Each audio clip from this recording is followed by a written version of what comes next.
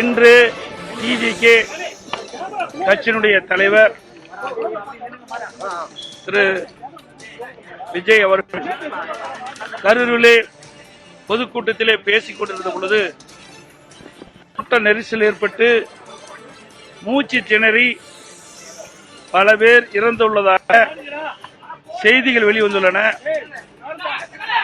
பல பேர் மருத்துவமனையிலே சிகிச்சை பெற்று வருகின்ற செய்தி வெளியாகியுள்ளது. இது மிகுந்த அதிர்ச்சியை ஏற்படுத்தியுள்ளது, மிகுந்த வேதனையும் ஏற்பட்டுள்ளது.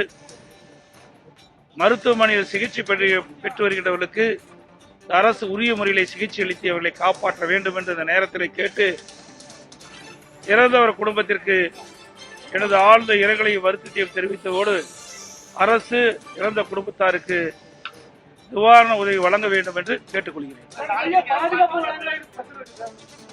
அதாவது என்ன செய்தியில் தான் நான் பார்க்கிறேன் ஒழிய என்ன நடந்தது என்பது எங்களுக்கு முழுமையாக தெரியாது. இந்த ஊடகத்தில் வருகின்ற செய்தியின் அடிப்படையில் தான் இந்த கருத்தை சொல்லியிருக்கிறேன். முழுமையாக எனக்கு விவரங்கள் தெரிந்த பிறகு நான் முழு விவரத்தை தெரிவிக்கிறேன்.